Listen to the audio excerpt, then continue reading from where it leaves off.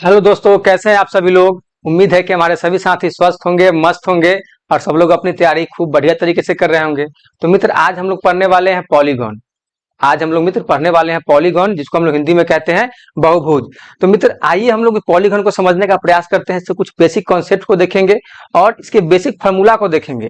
जब हमारे एग्जाम में जब इससे समझ जब प्रश्न आते हैं तो हमारे से बहुत साथी इसको छोड़ के निकल जाते हैं। तो अब छोड़ना नहीं है, आज बस अंतिम तक आप लोग बने रहें। आज के क्लास में आप लोग के सारे कॉन्सेप्ट क्लियर हो जाएंगे। तो मित्र, आइए हम लोग देखते हैं। उससे पहले क्या है, एक मोटिवेशनल कोर्स है।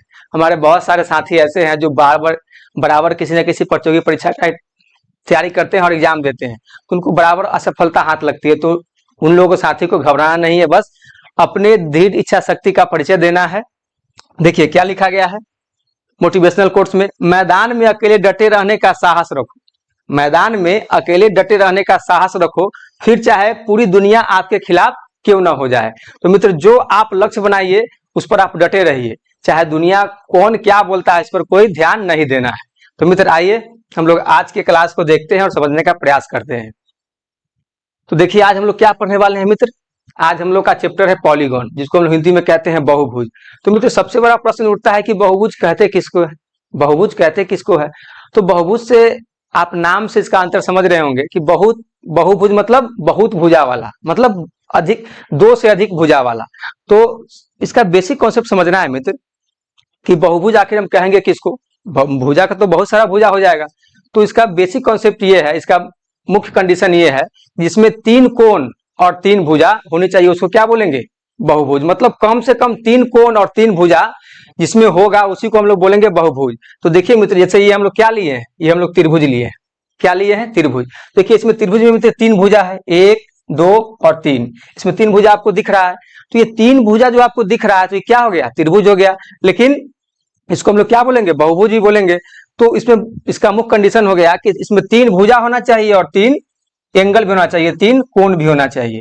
तो जब तीन कोण इसमें हो गया तो क्या हो गया, बहुभुज हो गया। ये बहुभुज के प्रॉपर्टीज को शो करने लगा। अब मान लीजिए मित्र कि अगर चार भुजा होगा तो उसको क्या बोलेंगे, चतुर्भुज बोलेंगे। तो देखिए उसमें चार कोण है और चार भुजा है। तो इसी तरीके से क्या होता है, बहुभुज में भुजाओं के आधार पर किसी भी बहुभुज का नामकरण किया जाता है। क्या होता है मित्र, बहुभुज में किसी भी बहुभुज में भुजाओं के आधार पर किसी भी बहुभुज का नामकरण किया जाता है। तो यहाँ तक हमारे सभी साथियों को कॉन्सेप्ट क्लियर हो गया होगा कि आखिर हम लोग बहुभुज कहते किसको है, पॉलीगॉन कहते किसको है। अब आइए हम लोग इसका बेसिक फॉर्मूला देखेंगे, जो बराबर क्वेश्चन पूछे जाते हैं किसी भी कॉम्पिटिटिव एग्जाम में। चलिए तो क्वेश्चन देखिए, पॉलीगॉन में फॉर्मूला नंबर 1 में क्या है, sum of interior angle. Sum of interior कहने का मतलब होता है आंतरिक कोणों का योग। आंतरिक कोणों का योग अगर क्वेश्चन में अगर आपसे पूछ दिया जाए कि आंतरिक कोणों का योग बताइए, तो हम लोग कैसे निकालेंगे। तो उसके लिए बेसिक फॉर्मूला यहाँ दिया गया है, n-2 इंटू 180 डिग्री। तो सभी साथी को समझ में आ रहा होगा, इसलिए कि हम लोगों ने यहाँ पे दोनों चीज लिया, इंग्लिश में भी लिया और हिंदी में भी लिया है, ताकि कोई भी साथी को भाषा का प्रॉब्लम नहीं हो।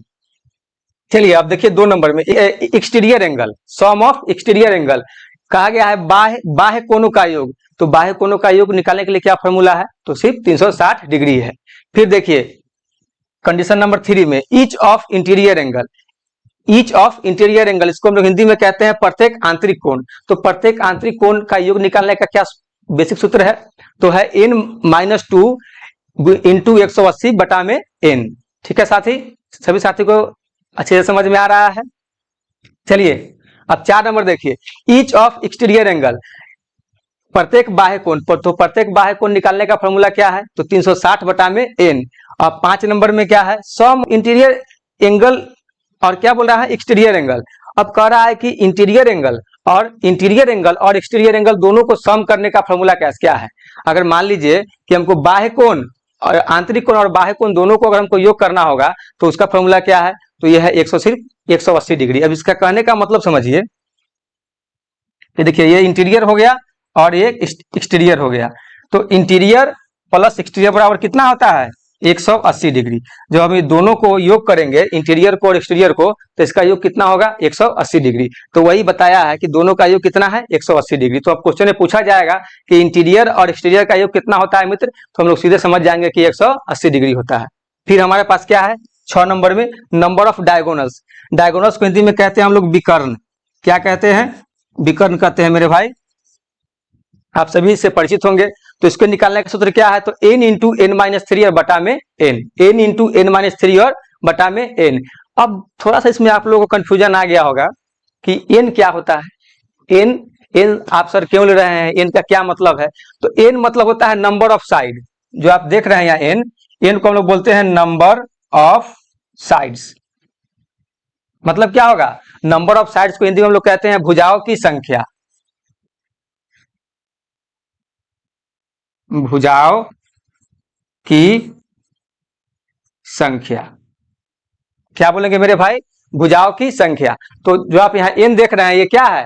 ये किसी भी बहुभुज के भुजा को डिनोट किया गया है n से। ठीक है हमारे सभी भाई बहन, सभी को समझ में आ रहा होगा। चलिए, उम्मीद है कि सभी साथी को यहाँ तक कॉन्सेप्ट क्लियर होगा। चलिए हम लोग अब आगे देखते हैं। अब आगे हम लोग क्वेश्चन के माध्यम से अपने कॉन्सेप्ट को बेहतर करने का प्रयास करेंगे। चलिए, पहले हम लोग पेन का कलर चेंज कर लिया। आइए क्वेश्चन नंबर 1 में देखिए। क्वेश्चन नंबर 1 में क्या बोला है? क्वेश्चन नंबर 1 में क्या बोला है देखिए।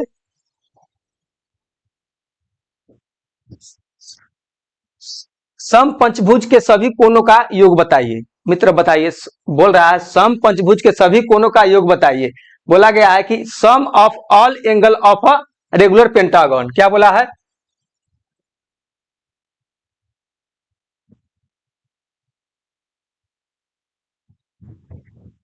क्या बोला है मेरे भाई? देखिए, sum of all angle of a regular pentagon मतलब सम पंचभुज के सभी कोणों का योग बताइए। तो अब यहाँ योग बताना है। क्या बताना है मित्र? योग। और योग निकालने का भी हम लोगों ने क्या फॉर्मूला देखा है?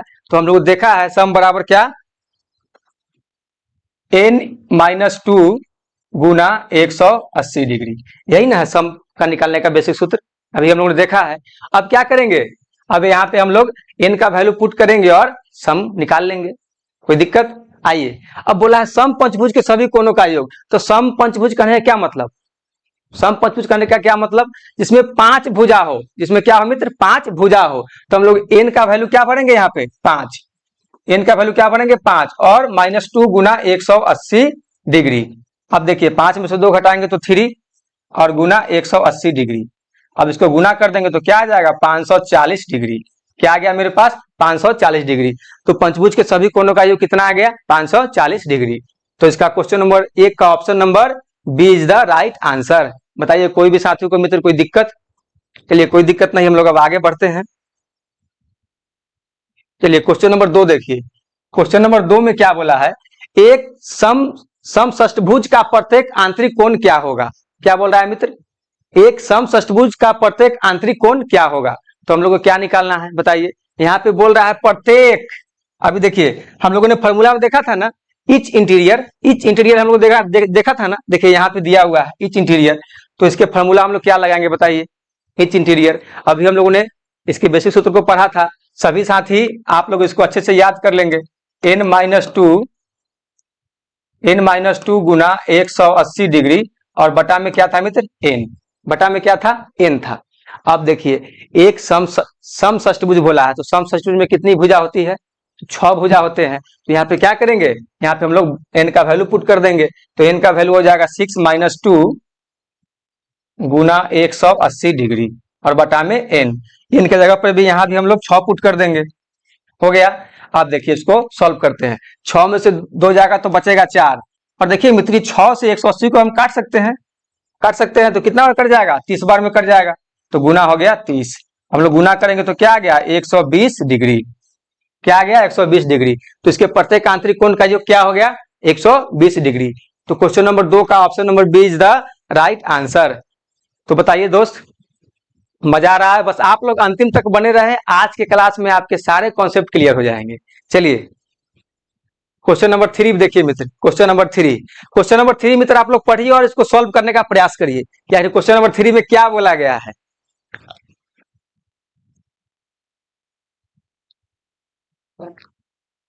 उम्मीद है कि हमारे सभी साथी इसको सॉल्व कर लिए होंगे। तो दोस्त आप लोग ईमानदारी पूर्वक कमेंट बॉक्स में लिखिए कि क्या आंसर आया। चलिए हम लोग इसको सॉल्व करते हैं। किसी बहुभुज के अंतः कोणों का योग कितना दिया है मित्र? 1260 दिया है। क्या बोला है? अंतः कोण मतलब इंटीरियर एंगल। क्या बोला है? Interior angle. इससे पिछला क्वेश्चन क्या था? Etch interior etch interior angle, तो उसका बेसिक फॉर्मूला अलग है। यहाँ पे क्या बोला है, इंटीरियर एंगल, तो इसका भी फॉर्मूला अलग है। तो आइए हम लोग लेते हैं इसका इंटीरियर कहने का क्या मतलब। इंटीरियर कहने का क्या मतलब हुआ मित्र, देखिए अभी हम लोग ने देखा था ना, क्या है n-2 गुना 180 डिग्री। ठीक है, हम लोग क्या करेंगे अब हमको दिया है यहाँ पे क्या दे दिया गया है, इसका सीधे सम दे दिया गया है, मतलब एस का वैल्यू दे दिया गया है। इसी बहुभुज के अंतर कोणों का योग कितना दिया है, 1260। बहुभुज के भुजाओं की संख्या पूछ रहा है। अब हमसे क्या पूछ रहा है, इसके भुजा की संख्या पूछ रहा है कि कितनी भुजा वाला ये बहुभुज बनेगा। तो देखिए हमको दे दिया है सम, तो 1260 बराबर n-2 गुना 180 डिग्री दे दिया है। अब क्या करेंगे, देखिए मित्र इससे इसको काटेंगे तो ये कट जाएगा, 100 से 100 खत्म। 18 से काटेंगे 126 को तो 7 बार में कट जाएगा। कोई दिक्कत मेरे भाई, कोई दिक्कत नहीं। अब देखिए अब आया 7 बराबर n-2। अब ये जो माइनस में 2 है इधर आएगा तो क्या हो जाएगा, प्लस में हो जाएगा। तो ये 7 + 2 हो गया बराबर n। तो n का वैल्यू कितना आया मेरे भाई, n का वैल्यू आया 9। तो कितनी भुजाओं वाला बहुभुज बनेगा, तो 9 भुजा वाला बनेगा। तो इस क्वेश्चन नंबर 3 का option number D is the right answer. बताइए सभी साथियों को मजा आ रहा है। बस दोस्त कुछ नहीं करना है, बस इसके बेसिक फार्मूला को बस याद रखना है। जो हम लोगों ने अभी 6 फार्मूला बताया है उसको उसको आप लोग अच्छे से एकदम मेमोराइज कर लीजिए, एग्जाम में गड़बड़ा उड़ा दीजिएगा आप लोग। चलिए क्वेश्चन नंबर 4 देखिए, किसी षष्ठभुज में कितने विकर्ण होते हैं। यहाँ बोला है किसी षष्ठभुज में कितने विकर्ण होते हैं। How many diagonals are there in a hexagon, क्या बोला हेक्सागन। तो अब हम लोग क्या करेंगे, इसके विकर्ण का फॉर्मूला लगाएंगे। अभी हम लोग देखे ना विकर्ण का फॉर्मूला क्या होता है, डायगोनल बराबर n × n-3 और बटा में क्या होगा मेरे भाई 2, n × n-3 और बटा में 2। ये इसके डायगोनल निकालने का बेसिक फॉर्मूला है।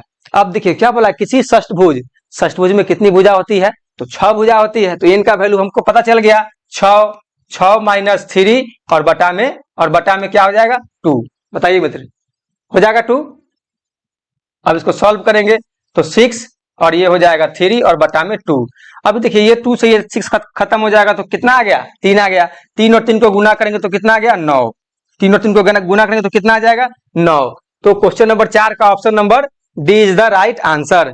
ऑप्शन लो कॉलर है, क्या हो जाएगा मित्र, क्वेश्चन नंबर 4 का option number D is the right answer.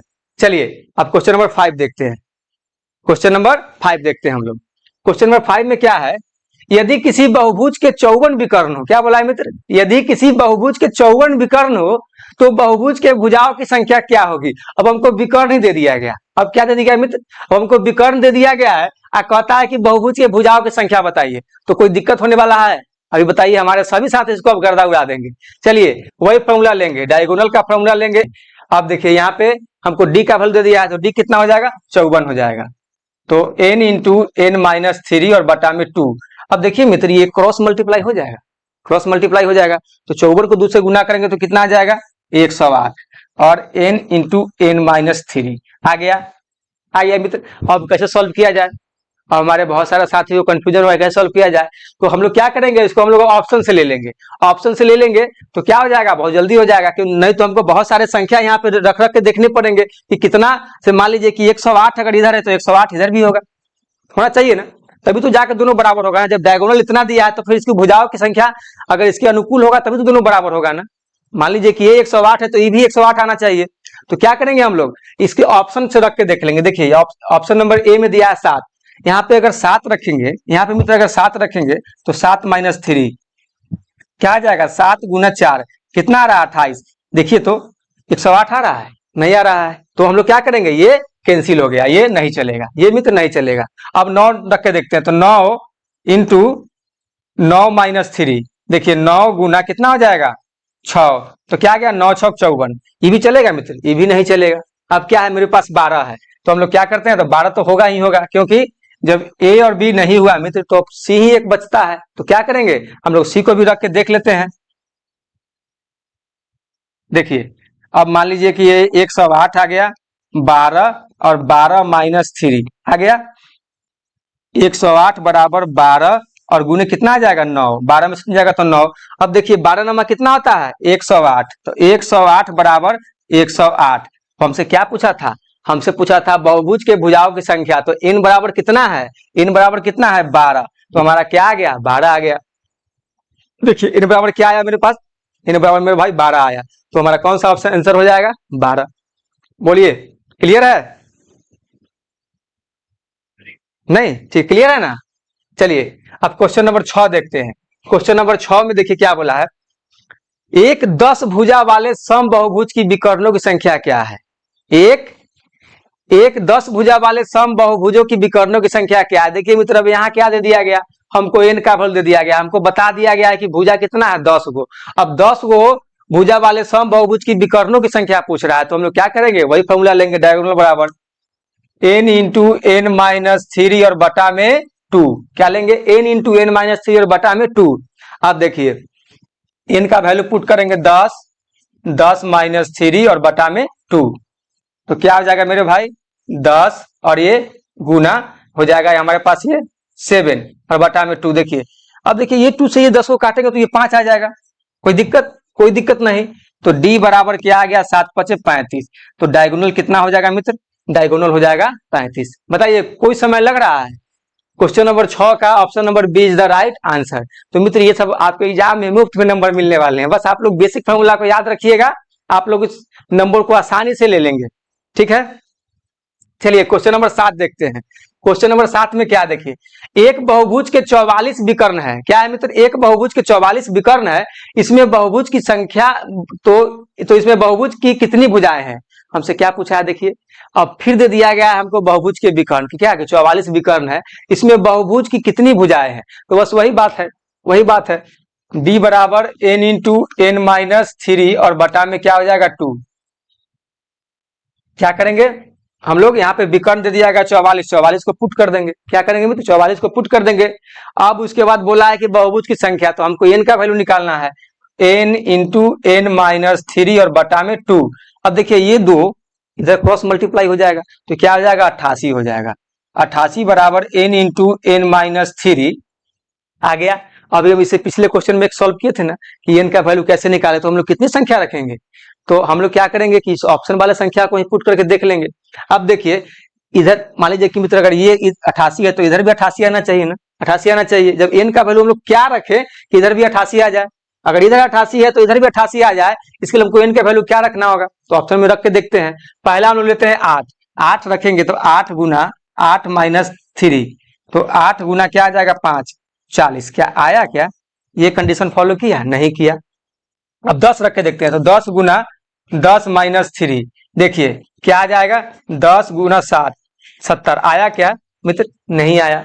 अब क्या रखेंगे, अब हम लोग 9 रख के देख लेंगे, तो 10 गुना 9 गुना 9 माइनस थ्री, तो 9 और ये कितना हो जाएगा 6, 9 6 54।